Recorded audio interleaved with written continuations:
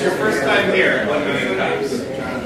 Thanks, welcome. Well, I hope you guys enjoy it. For the rest of you, I'm going to assume you enjoy it because you're back, although thanks to Cow Coffee, we have drugs that bring you back. Thank them for caffeinating us every morning. As you guys know, 1 Million Cups is a weekly event where 2 entrepreneurs from the community come up here and present what they're working on, what they're building here for 6 minutes. Then there's 20 minutes of Q&A. That's you guys' opportunity to shine, to ask questions, to offer advice, make connections, do the things that help companies grow in this area.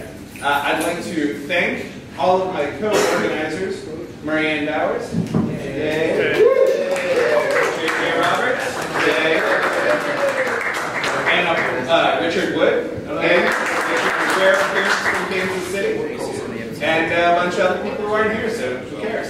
Also, Carly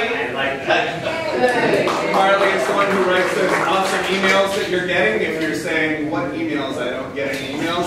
There is a sign-in sheet over there. It is just used to get 2 weekly emails, one to preview who's coming and one to tell you about who presented here. Please feel free. We don't sell that information to anybody who isn't targeting your needs.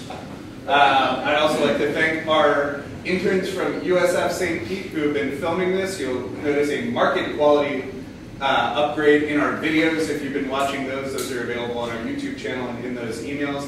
They look pretty professional, so you don't even have to show up, but you don't get free coffee with the videos.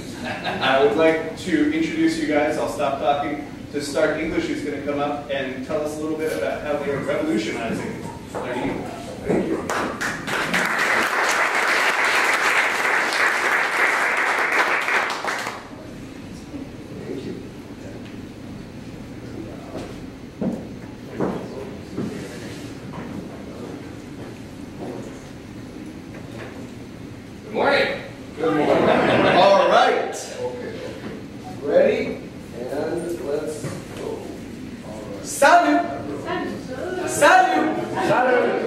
Bien. Stéphane. Je m'appelle Stéphane. Salut. Salut. Bien. Je m'appelle. Bien. Je m'appelle. Bien.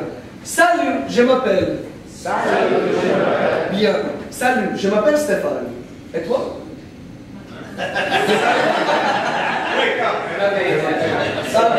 Salut, je m'appelle Stéphane. Et toi? Je m'appelle Sherry. Très bien, très bien. Hi, how are you? Good. How are you? Good. My name is Stefan Gallego. This is my partner, Mark Bradnoff. And we are Stark English.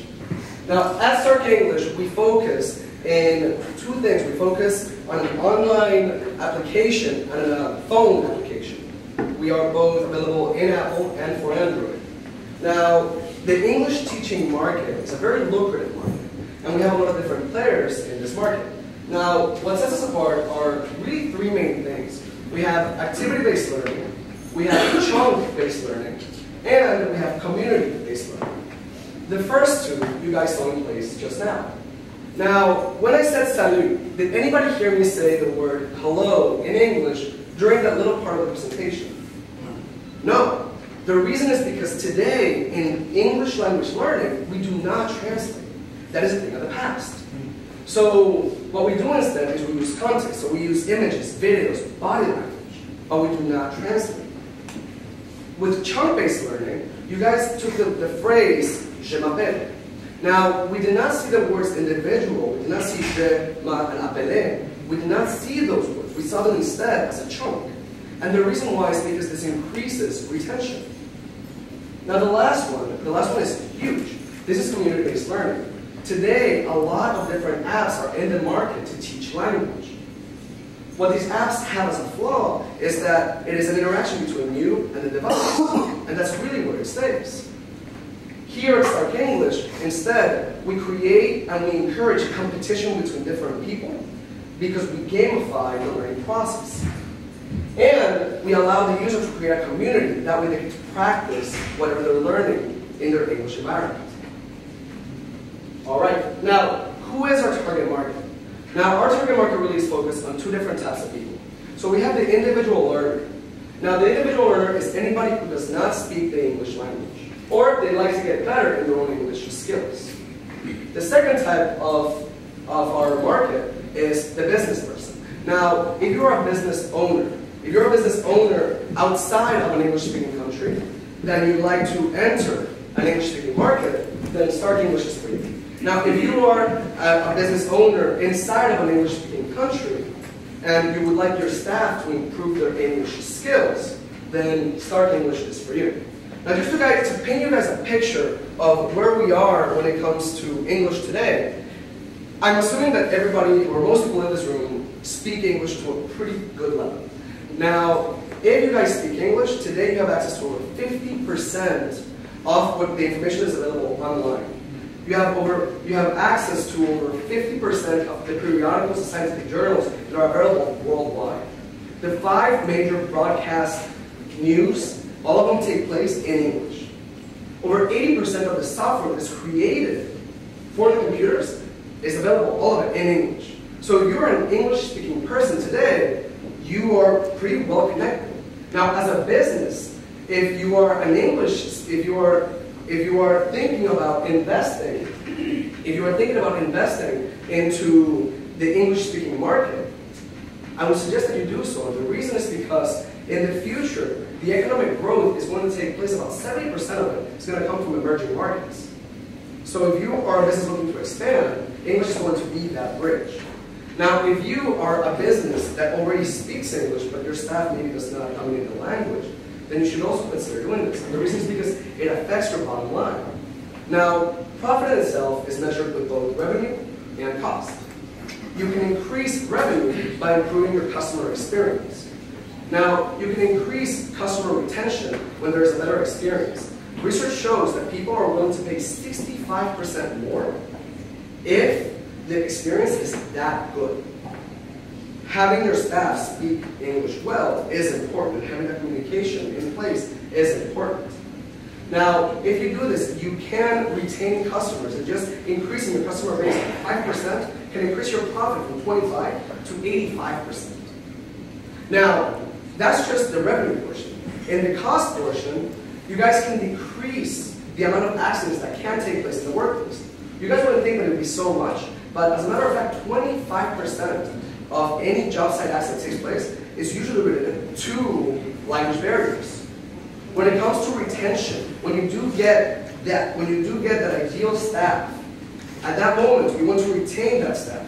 Today, those barriers are decreasing, so you can hire out from different parts of the world, not just the country, but from the world. To retain those people, when you offer opportunities to learn and to develop, then those people are more likely to stay up to 3 times more. So whether it's for yourself, whether it's for somebody else that you know, whether it's for your business or you're looking to expand, Start English is your option.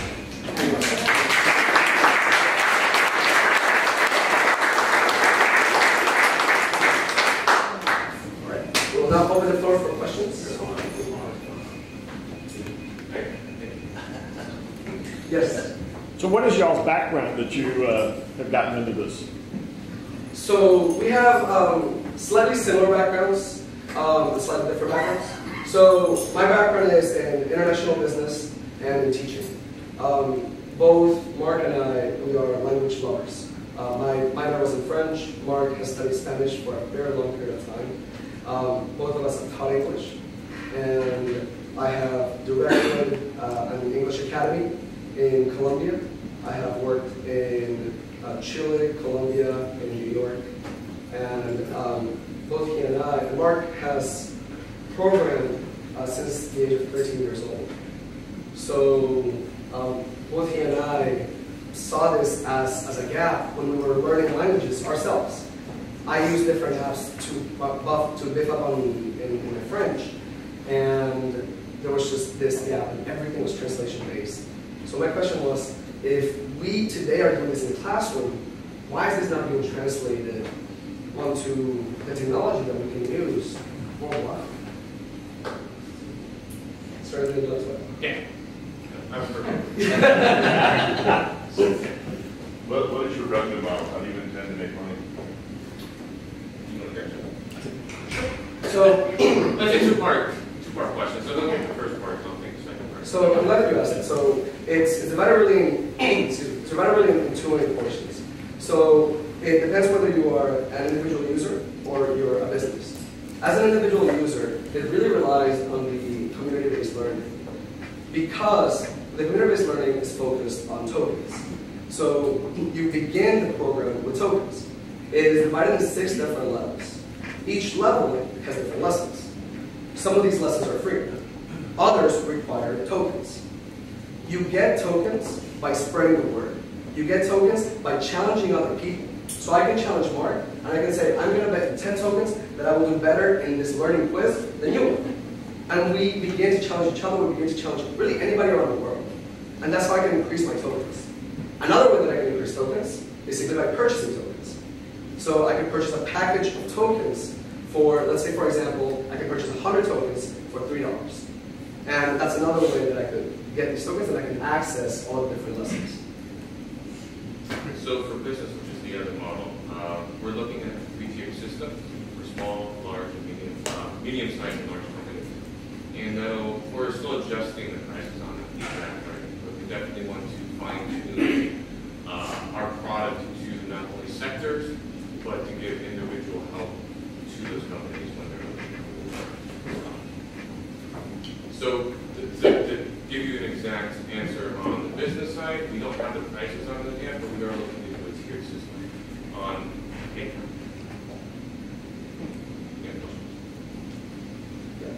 Great presentation. So you're tackling a very kind of intricate and simple subject because English language, I'm like, oh, I can speak English.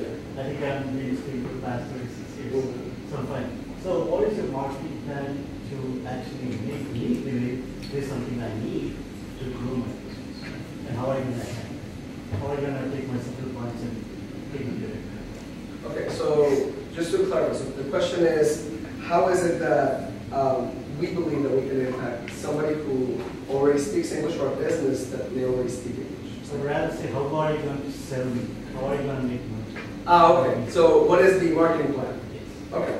So as far as our marketing plan, we plan on investing on different social networks and then spreading. Now these social networks are not just U.S. based. These are different types of social networks, whether it's Weibo in China or whatever social network may be outside of the U.S. So we do plan on first focusing that seed, and then once we have that foundation, allowing those people to spread the word out. I think you need to show the advantage of by showing some testimonials or some kind of case studies. Absolutely, absolutely. And I'm actually really glad to bring that out because right now we are looking for testers, and we will be looking for testers. And just like you said, that's actually a really, really good idea. It's to have testimonials, to say, I took this and this worked for me. Yes. Would it make more sense for the two of you to be in a different country where you could identify from research that there's the greatest demand for English language, and especially you could find it in a country where a lot of American VCs are looking to invest in other emerging markets around the world. So let's say there's 500 startups in China. You go there, you physically go there, you set up the business there, you get the investment, and then you're right in front of your customer as opposed to here you're competing against a dozen other language learning apps, and where you're not close to your customer. Yeah. So absolutely, absolutely. This here, this app, the program itself is really anybody who has access to the internet can access the program. Now, the question was if it would be a good idea to begin all of this outside of the U.S. as opposed to in the U.S. The answer is yes. We actually were planning to move later on to different countries. So we were looking now into China, we're looking into Colombia, we're looking into Brazil. So the answer to your question, the right answer is yes. The reality is really anybody. Now, if you look at the U.S. population, over 10% of the U.S. population is made up by immigrants. So when it comes to the U.S. is still a really good market. The Tampa Bay is still a really good market. So is China, so is Brazil. We want to impact not just the U.S., but we want to impact worldwide. And we do plan on attacking those different areas. So absolutely. Yes? just think about how I kind of learned Spanish. It was a lot of, once I got the conjugation down, it was a lot of vocabulary. In your chunk-based learning, so these are, words or phrases, I guess in English that they will learn. How extensive is that library of chunk, phrases? And then secondly, where are you pulling this information from as far as like the English vocabulary? Like that Wikipedia or something like that? Just kind of curious. So yeah, thank you for your question. So the question is, how exactly does this chunk-based learning work, or to what extent, and where are we getting all the information from? So to answer your question, it's as far as the chunk-based learning goes, it is critical in the early stages. It is critical because we're building a foundation. So one of the things that we used to do in the past was simply translate, and that was how people got the foundation. Today, we're going away from that, and instead, we have the chunk-based. So these sentences, a lot of sentences in the beginning, and as you move forward through the program, you will see them less and less because you'll be understanding a lot more language. So it's not so much relying on this marker sentences. As far as where we're getting the information, we are getting information from a lot of different resources. So I'm not just the only teaching staff. There are other people involved as far as the teaching staff goes, and all of us have extensive experience in teaching. Did that answer your question? Yes. Yes. Great job. It seems to me that your biggest competitor is Rosetta Stone, is that right? How do you overcome that? So, if in the case that you guys are familiar, some of the biggest competitors that we have is Rosetta Stone. Another one is Duolingo. It's a very popular learning app. Some of the biggest differentiators between us and our competitors has to do with the community-based learning. That is huge. As far as building a community, building a competitive environment, imagine a game that you really enjoy playing, except that it's no longer a game. Instead, you're beginning to learn and you're beginning to compete against different people. So Rosetta Stone does not have that. What other language apps have, they rely today in translation. And the reason why is because not relying on translation when you do not have body language is very difficult. And at the beginning, I asked myself, why is this not in place yet? And then we began doing it. We have been working on this for about 5 months already. And we began doing this, and the more that we worked in it, we saw how difficult it was. This was something to overcome, and it can be done. And that's what we're excited about. So the short answer is, it allows more interaction between people, as opposed to simply just you and the device. And it removes the barrier of translation. I understand that this is going to be for people to learn English. I have a very difficult time trying to learn languages, and of course I went to school at the turn of the century where it was all translation based, and it did not work for me. Conjugating verbs and all this stuff, it's awful.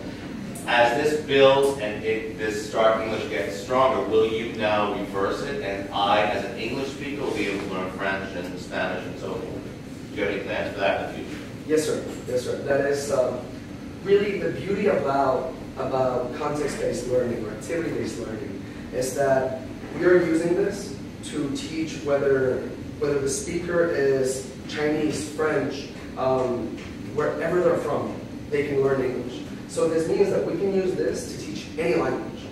Now, right now we're focusing on English because this is what Mark and I have done for the past 5 years, 6 years. So this is what both he and I know. And we know this very well.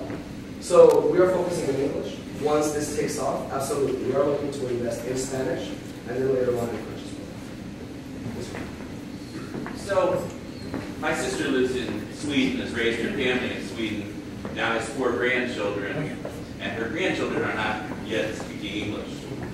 So can I introduce them? Is it working right now? So I'd like to speak to her grandchildren, and it frustrates me, we could Skype and wave. So, is this ready? Where are you in your development? I see the coming soon. You said 5 months. Where are you? Correct. Yeah, I'll take this. We're hoping to launch at the end of March. The reason being is we still have a lot of content to report, and the application itself is still working on both the Google Play app and the App Store app. So I can't give them that URL. No, no, I mean, you can give them our landing page. But You can sign up for our newsletter, and we'll let you know when we officially launch. For the beta, which is really important, we want people to test out the beta, because it isn't just an e-program. you take that a little farther into then, what do you see, as this plan, and how big is the market, how big is Rosetta Stone, how big do you think you're going to be at the end of 2015 and 2016? Well, the market's huge. I think we touched on it a little bit. I don't think I heard any numbers. No, do you have numbers on English-speaking population? So the English-speaking population, as it stands up today, is over 1 billion people. But how much money is Rosetta Stone making? That is a very good question. Now we are excited to find out. No, but to your question, we do recommend and we do ask if any of you know anybody, like in, what was your name? Dick. So if anybody here is, if anyone here has family like Dick who is abroad and does not speak English, this here can be a big impact in their lives. So do reference them to this page. When they log on to startenglish.com, they can add their own email address, and then we can update them onto what's going on. The language that we use in our emails is simple language, and it's, again, everything is very intuitive. So we know our target market, and they will be able to understand our emails, and they will be able to be caught up onto when it is that the app will be available to them and the website. So please do go to startenglish.com. Yeah, thank you. Do you have a way to get people, if they already speak a little bit of English, but they're not really good at it, do you have a way to put them in the program at some different place? We do. At the moment, what is going to be available and this is just to clarify, what is going to be available at the end of March, early April, is going to be the app in itself, and it's going to be the first level. This is for people who are just beginning with English. Again, the app's going to be focused on 6 levels. Right now, the first level is about to be finished. What this means is we do, to JJ's question, we do have a way to place people in a certain level. So when you go onto the app, you can take a test. Or when you go to the website, you can take a test. This test will assess your English level, and it will place you accordingly. So if right now you are, let's say that you speak some English, then hold tight, because we will have a level ready for you in the future. Right now we have the first level almost finished. Yes? Have you thought about going to the schools and rural districts that don't have the ESL programs? Not only that, we really want to introduce our software application as supplement to current ESL programs, because we find that, and I've already talked to the principals here locally, that there is a large ESL population here in younger schools and elementary schools and middle schools, and they're looking for ways that students can actually learn. So we're definitely looking into those possibilities. In the rural districts also. Yeah, the rural don't districts. have the programs that have those girls. It's not just the students, but it's the parents that aren't native English speakers that can't have their children after school. This could be a real benefit for them. That's great. That's very good. Yeah, sir. So I'm curious about how long does it take for you guys to create a block, a module for the language, and at what level? It's a long process. It's to put a time. A lesson can take anywhere from 2 days to a week, and the reason is because we are a small team, and right now we focus on writing the material, on recording the material, on editing the material, and also programming everything behind it. So it takes between 2 days to. And are you using any? I know a lot of groups, open and online courses are they're learning from their populations, from their users. So, for example, if 50% of a class answers one question wrong, then they start trying to address that particular question.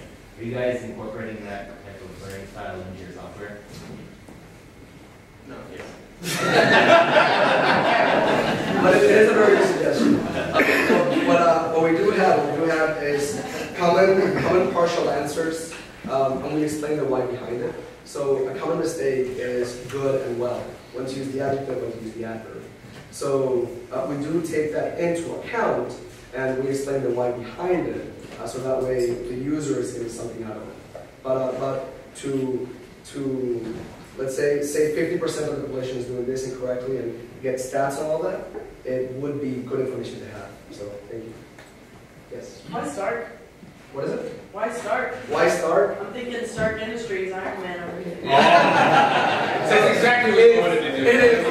It's because it does bring that up. So it is something that a lot of people know. Really, the most simple answer is Mark and I would know each other since we were very young. So we decided to be vain. And so I'm Stefan, this is Mark. So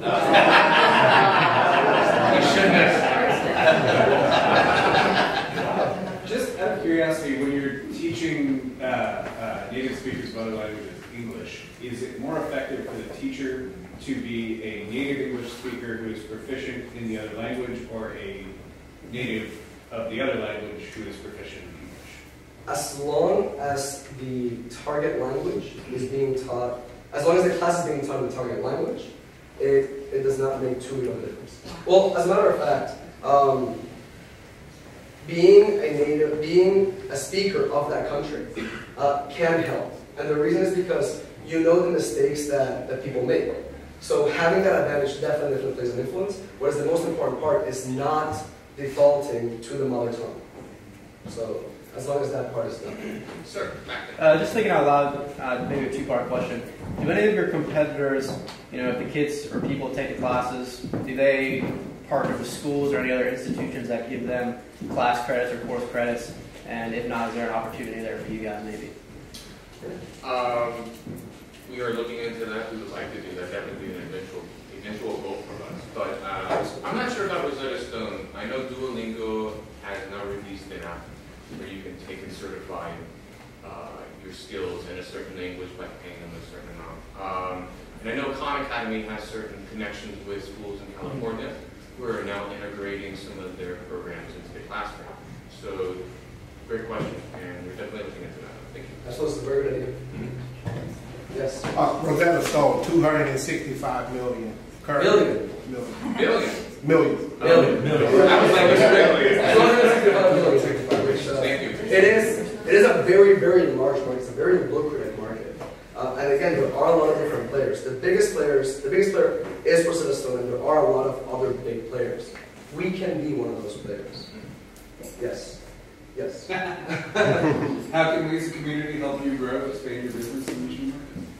So what we would like from the community is to stay updated with us, whether it's your own business and you have staff that needs improving in their English, whether you know of somebody abroad who is looking to expand their business to an English-speaking country, or like Dick, if you have family who does not speak the language, please do stay with us because we are going to be coming to you very, very soon. Yeah.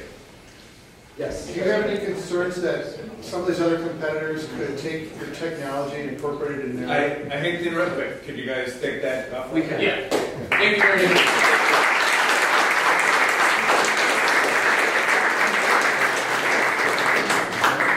Well, thank you again all for coming out. Just to give you guys a little bit of background, we get asked all the time what types of companies that come up here and present, and we are held by some restrictions through the Kauffman Foundation. So just wanted to help educate you guys on that in case you're ever thinking of presenting or might know someone who might be interested. Our target area are companies that are under 4 years in business, under $1 million in revenue. You have to be a scalable business model as well as doing something innovative in your field. So if anyone has any further questions and think they want to present, or again might know someone who would want to, please come see myself, JJ, Sean. We'd be happy to give you all of the details on that. Also up over here we have some events that are going on focused around entrepreneurship and startup in the area. You have Geekin that happens every other month to every 2 months. It's in St. Pete Beach. It's a group of people that get together anywhere from 15 to 30 people that just enjoy living in this Tampa Bay area. So it's a time to put down your laptops and get out there and socialize and again enjoy the area we live in. You have Gasparilla Interactive Festival that's coming up. It's our version of SW or SXSW. So it's a really cool event, all different types of entrepreneurs and innovative things that are happening, as well as, side note, for any of you guys who like beer, starting on the 6th is Tampa Bay Beer Week. So there's all different types of events, Tampa, St. Pete, Sarasota, most of which are free, and it's tampabaybeerweek.com if you guys have any more questions about that event. And then also you have, starting here is the Spring Entrepreneurial Academy. So if you're interested in starting up a business or wanting to help refine your craft, that is a great area for you to do that. And Carly or Sean can tell you more information about that. So up next, we have Russell with Seahorse Design. So please give him a warm round of applause.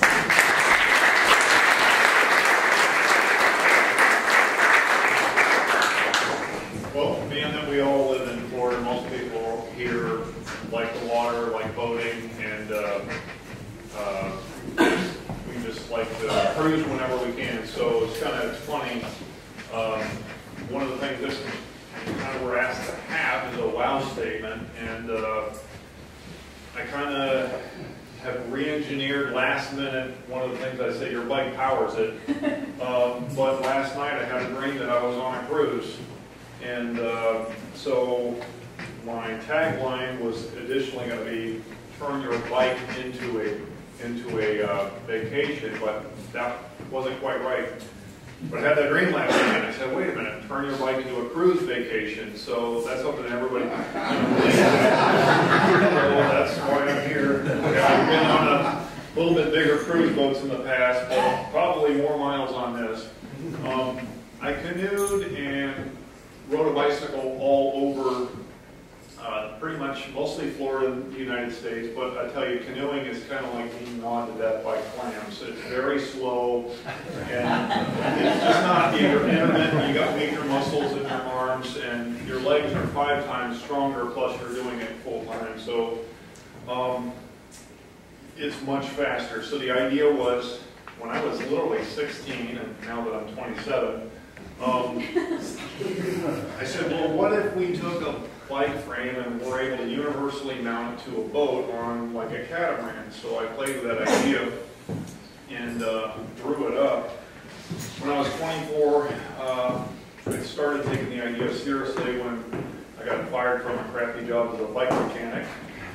And I took an unemployment check and I went down and bought a sheet of urethane foam, like something like you stick flowers in, started shaping it, and I knew it would probably take me forever, but 5 years later, I put the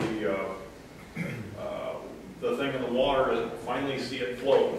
That's how long. I just had other things going on, and I did it on the side, was doing it out of pocket. Well, in 1996, I got a research and development grant from Lockheed Martin. And then right after that, I made the front page of the St. Pete Times on the business section on Mother's Day, big picture. And then a couple of years later, then I made Fox News. And then my friend Nancy back here, she ran a pedal-powered watercraft in the Moonlight Boat Base where I met Richard Branson. I just happened to know he was going to be there.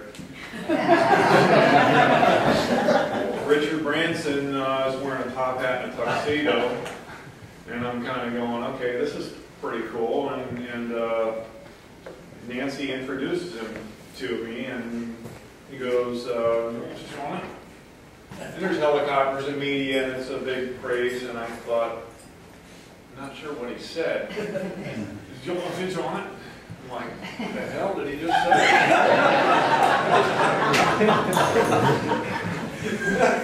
Well, he said, do you want my picture on it?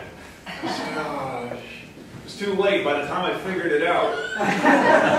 Anyways, I could have had Richard Branson. I got him on film. I could have had him you know, on my product wearing a top hat and a tuxedo, so I guess I'll have to take a rain check. In any case,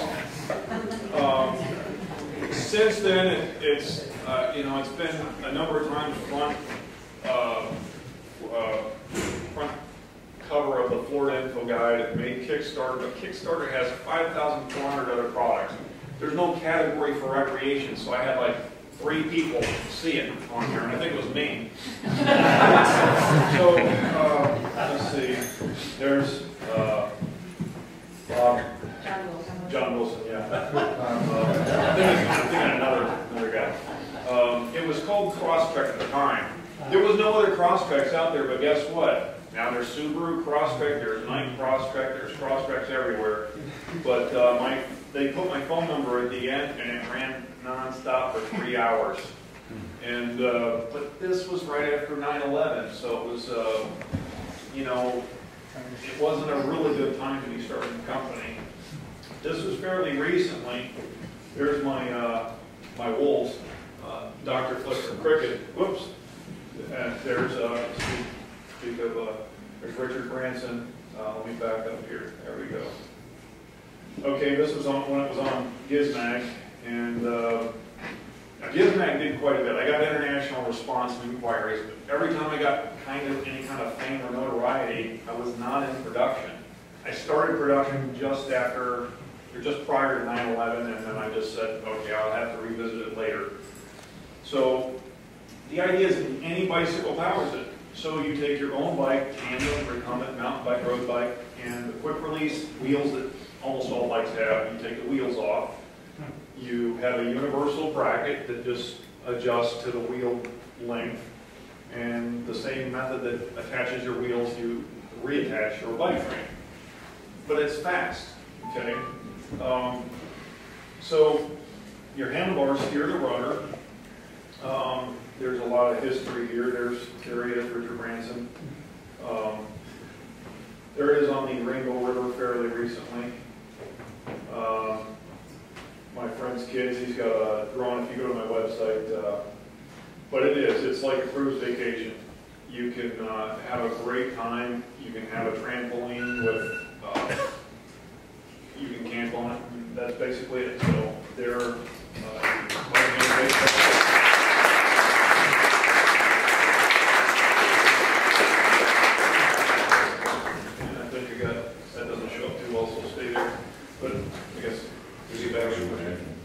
Can you elaborate a little bit more? I know you and I have talked about it, but explain to the audience how you've changed the design in the last couple of years and the features you've added to it. Yes, thank you for that question. I made it, see, the #1 selling boat in the world was the Hobie Cat 16, but it didn't fold up. And, well, it was a niche market, but it was the #1 selling boat in the world. They sold 1.2 or 4 million of these boats. Well, now, most places where you live by the water, it's expensive to store, and it eats up your driveway. Hobie Cat takes up a lot of space. I said, I got to solve this, so I decided, you know, how can I make it fold up? So now I have it on a catamaran. The previous design was not folding, so it would have to be on a trailer. Now I have it where it's car toppable, it folds up. I figured out a way how to make the hulls instantly attach and detach to the trampoline, so the trampoline has a cone shape, and the hull has a cone-shaped socket, so they fit together like that. It's super easy. And then we have an inflatable version coming out as well. So now it folds up. There's pros and cons. I used to have the bike offset, but you can do that with the current version that I have now.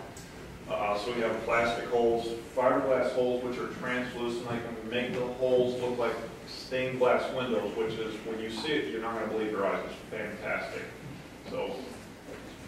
How much does it cost to make one of these? Right now, my high-end cost is about $1,500, but that's a onesie-twosie thing, so you know, we'll be able to whittle it down to probably closer to $1,000, depending on which version and how elaborate they want it, because I can make it even out of carbon fiber, and just the crude material cost gets pretty expensive, so yeah. Can you mount your own bike? Yeah, so you have your own personal road bike? Tandem, recumbent, mountain bike, road bike, trikes don't work. There's certain things, I mean, because the world of biking is pretty weird, and you know, but 99% of bikes, recumbents, have recumbent on there, yeah. Have you been approached by by hobby company to buy your product or buy a patent? If you have a patent, that's our question. Yeah, now I talked to, Hobie is, forgive me, but some companies seem to be very arrogant, and Hobie's like, they you know, I'm unwashed mass, and a number of years ago I tried to approach them, and I don't like the closed-mindedness. They're in control of their fortune, and they don't want to be bothered, so that's kind of the attitude that I got. And have you approached the rental market at all? I have, the rental market is huge. One of the things that I forgot to say is, while I have the air propeller, which is made of foam, there is a water propeller version, which has 2 moving parts. That has about 20 parts that I got made, but the water propeller version is very simple. So somebody could be riding their bike down the bike path by a rental market, like here in St. Pete, and you could say, hey, in 2 minutes we can have your bike pedaling your bike on the water with this water propeller, because you can go out, you don't have to know how to sail. With the air propeller version, if it's a windy day, you want them to know how to sail in case it gets too windy and they get blown out to sea.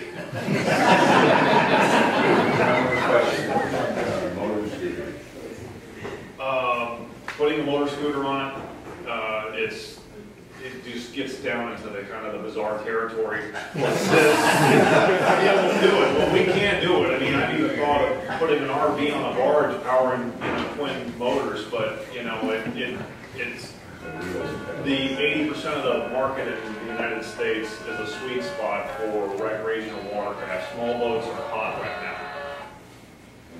But what's the noise level of the air power? You hear something to the sound of the air, it just, that's what you hear, and it kills bugs. You have to clean the bugs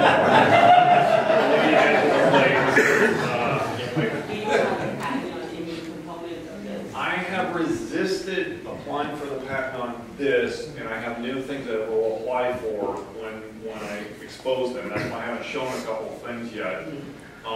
If I would have applied a number of years ago, I would have ended up spinning my wheels, because the timing was just not right. So, but there's a time and a place to apply for a patent, and at least get in patent pending status, and I intend to do that. Because I can see that component that mountable onto a catamaran, that a manufacturer could just purchase that component from you, and then they can run with that. I have thought about that, and you know, if the offer was right, I would consider a licensing agreement. Yeah. How can I write one? My contact information is, you can see me on either at the website or seahorsefund.com. I got to go, I'm sorry, that's maybe one of the things that I left off. Let me go back here. Okay, this is seahorsefund.com, and yes, sir. If I understand your timeline correctly, you've been working at this for 15 or 20 years. Have you sold any yet? Off and on. When 9/11 happened, I was in production, and I was like, okay, I know the economy's going to be dead for 2 years, but I still had people that wanted one. But I sold one at that time, but I was getting out of it. I didn't have the tooling and the manufacturing process in place every time I kept getting publicity. So I said, hell or high water, I gotta, you know, why not? It's ready. I've got everything ready to go now. I got a 3,000 square foot manufacturing facility. The climate's right. There was a guy on a TV show just the other night called All American Makers. He had it's called a Schiller water bike. You can look it up. He's got inflatable hulls, and he's got a bike frame permanently made. The investor offered him $250,000 for 25% of that company. He refused. I thought that was a reasonable offer. I would have taken it. What price point are you targeting? And have you looked at marketing for like the fitness industry? I mean, more than just Going for a nice ride on the water, somebody Oh, gets yeah, to work out, yeah. themselves. Yeah, across the board, from fishermen to triathletes to, you know, the price range is $3,000 to $4,000 in that range. But yeah, there's anybody that wants to be on a boat, outdoors, have a cruise, likes to fish. It's the best fishing boat in the world. There's nothing like it.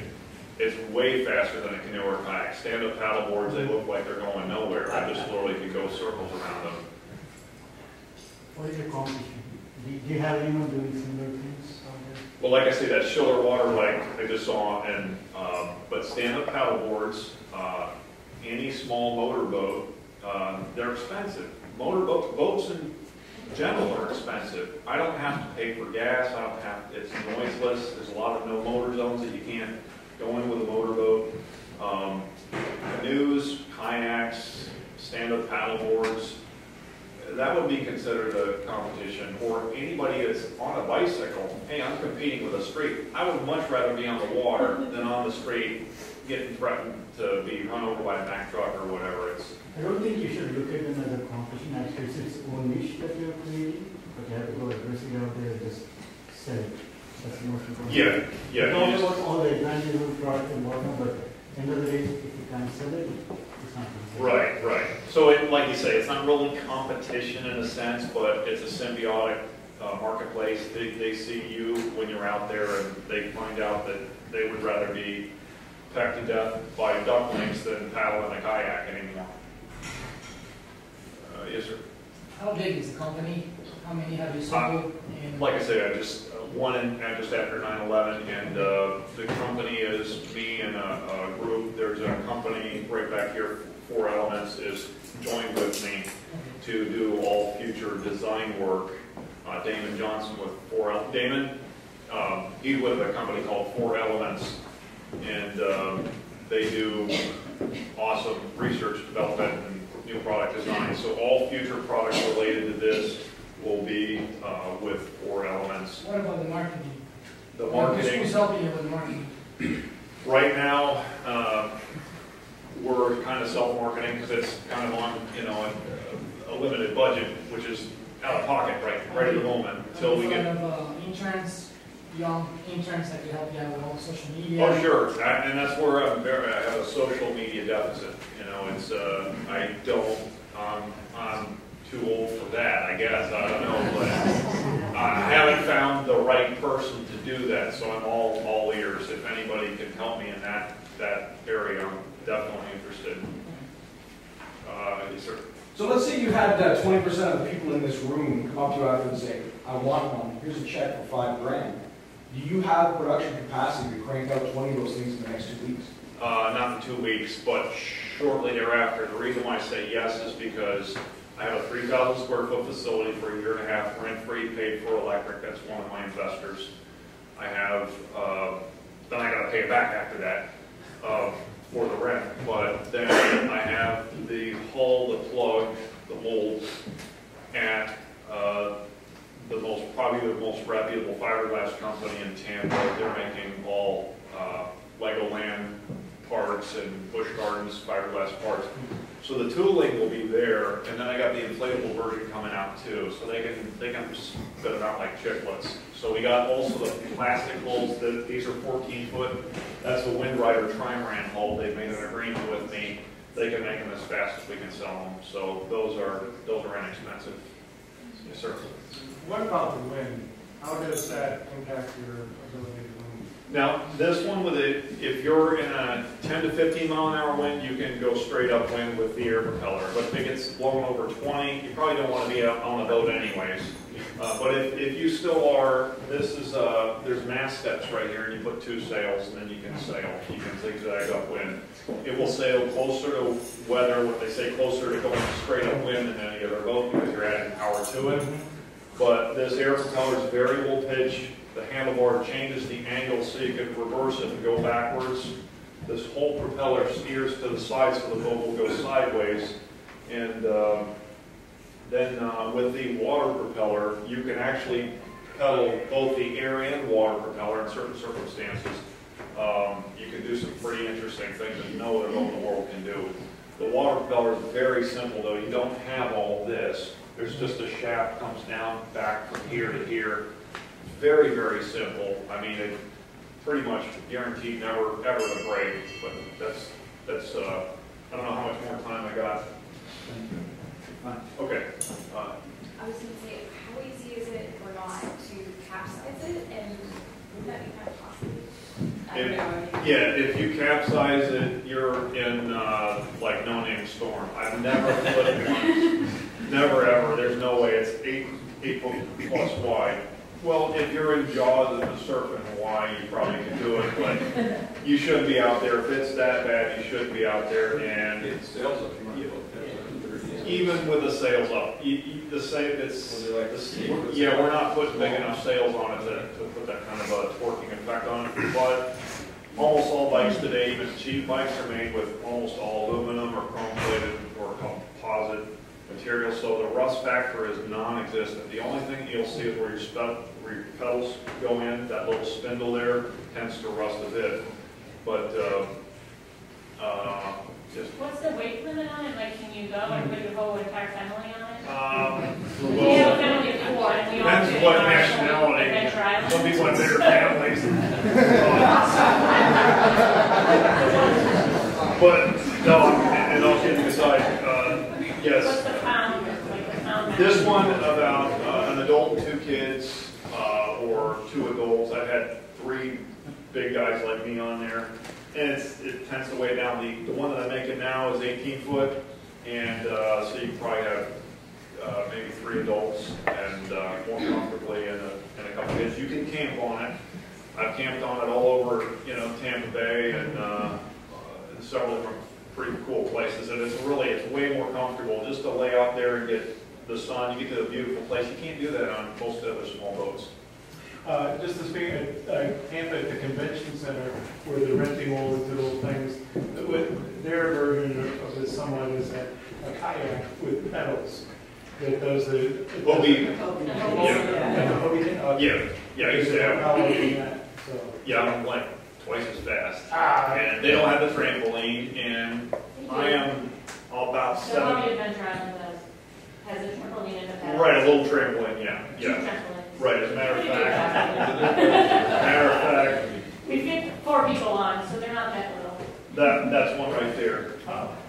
Yeah, and but it doesn't have the trampoline's still not quite as big, but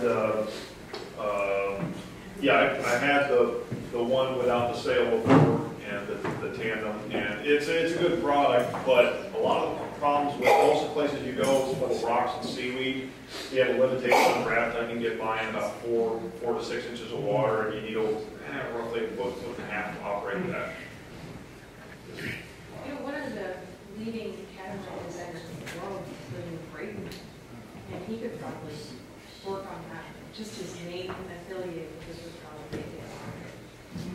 If he's got the capacity to help me leverage something, I'm open. Yeah, I'm got an aeronautical design background, and so I know quite a bit about designing the hull and like the air propeller. Well, there you go. Because after 20 years, that might be. yeah, if they're interested, I mean, I'm open, certainly. Yes, sir. What's the weight of this thing, and how long does it take to assemble, disassemble, and put it on your car and set it up? Right now, the total weight that you see on this one right here is about 125 pounds with the bike. To disassemble the new hull system will be 3 to 5 minutes to put it on top of your car. Really, really easy. That was the whole thing. Is if you can't, I hate setup time. I want to get to the water and go. So I knew that, that's too much for one person. Even if this folds up, put on top of your car without being able to remove the holes easily from the trampoline. Because the trampoline's got a frame, aluminum tubing. You got to be able to do that quickly. So once I figured out how to do that, a cone and a cone-shaped socket, it doesn't get any easier than that. And I'm like, why hasn't somebody done that before? But wait till you see the next holes. That, like I said, I can make the holes look like stained glass windows. I don't know why this hasn't been done before, but when you see it, you're like, wow, that is very impressive. Just the spectrum of color. Yes, sir. If I understand, you don't really have any of these in inventory. Could you have the capital to build 7 or 8 of them? No, I don't, unless I get 30.5 down is what, we are asking for. Like I say, I'm just finishing the tooling now with the fiberglass company. They've got the manpower to spit them out, and it doesn't make sense for me to physically make all these. I need to have people do this while I'm out selling and enjoying it, hopefully. Okay, two-part question. First, when you do the inflatable, how much less will that cost, or will that cost less? Well, see, I'm not making the inflatables, so they're a little proud of their inflatables. So they might cost close to $1,000 on the inflatables, but they're half the weight. And if anybody's seen those pods on top of your car, like the Yakima pods, okay, I said, well, what if I could make the inflatable, the whole boat and everything close up into a pod that you can wheel around, put on top of your car? That's what I want to do with the inflatable, because then right here underneath that center tube, there'll be the pod. It'll open like a clamshell. The bike goes over the top. It'll be under the trampoline. I've drawn this up. I haven't made it yet. But then everything will go inside the pod. It will fold up like a big transformer. Your bike won't go in there, but you theoretically could even fold behind your bike. But mostly it would be something that you could put on your car. You can shift UPS. You can stack if you're in a bike shop. Bike shops tend to be jealous about their floor space, so you don't want to have something taking up too much space. But if you had it in an inflatable version, plus they're about half the weight. The inflatable pontoons are 16 pounds, which is pretty cool. So, but like I say, 4 Elements is one of the horsepower people that's going to be able to bring any future design related to the Seahorse. 4 Elements is the firm that's going to be able to do it. And I got some good brain power there, doing whatever I can't do. I'm enjoying that. Yes, sir. You seem to like the air power better than the prop, but a surface prop would be easier and less expensive. Well, the surface prop tends to be a little bit noisy, and surface drives. It's been done with small human-powered watercraft. But they do tend to be a little bit noisy. There's pros and cons to that. You'll hear the slapping of the water, and it tends to have a lot of spray. It depends on how fast you're going, surface drives. What a surface drive is, he's referring to as the propellers. The bottom half is in the water. Because the shaft and the center of the propeller, basically it's all drag. If you're going really fast, it starts to add up. So what they've done is on super fast boats, they just lower the propeller half of the lower half and just off the transom of the boat. So that's the only part hitting the water. And they usually have 2 counter-rotating, so it evens everything out. But the water propeller is really better for the average person in the United States. Only 5% of the market in the United States, I believe, is in salt water. I mean, we think it's, because we live here, but mostly rivers, lakes, and streams around the United States. And if you have that simple water propeller version, and people are happy with that, But the downside is you always have to have a little bit more water than the air propellers.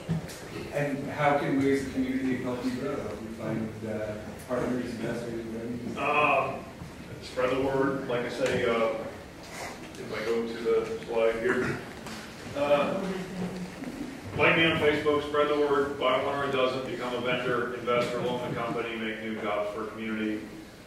And St. Pete used to be one of the sailing meccas in the United States, really around the world, and it's things have improved overall for the boating market and the sailing market. We're starting to get a little better again, but like my friend Nancy had the human-powered rental market right at the Vinoy Boat Basin, and it was a great time, and we got a lot of traction. But we just need more influx of cash, more exposure to really get things rolling again, because I think everybody companies, or many people have tried to kind of do this with a new type of watercraft in the past, but they almost never had a trampoline. They always had something like the fixed bike. Why not use your own bike? You know, most people already have a bike. It's already sized for you. It's less to sell, less to buy.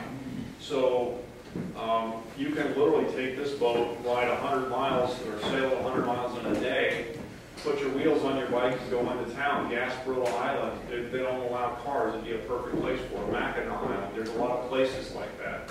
So that's it.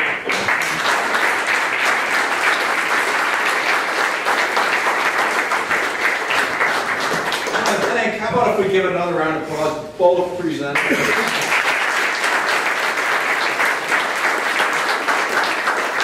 I don't have any big magic here, but I'm the strange dude that goes from here to Kansas City, wife and children, and then back again, okay, all the time. And the reason I'm bringing it up is Kauffman Foundation has now opened over 70 of the 1 million cups in the United States.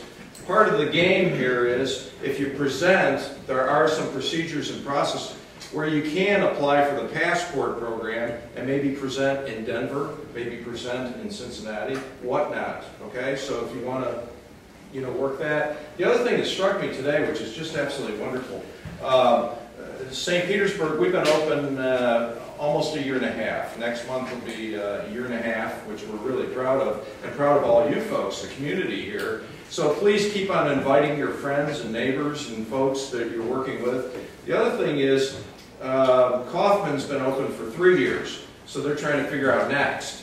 And one thing that's going on a lot, which we just experienced today here, which is really cool, is to move into the educational sector and use these skill sets and startups and all the process to get into the educational world. And so up there, they're trying to hit the Kansas City public schools, which are absolutely dismal, and take the talents and the experiences, sprints being involved and whatever. And I could see our community get more of that going and more of the arts going. We've got a musician here today, artists and whatnot. And so there's ways to take these skills in St. Petersburg and really expand the model of what we're doing. And obviously it's to make money, to make impact, and make employment, and really get going. So thank you all very much, and bring your friends and see you next.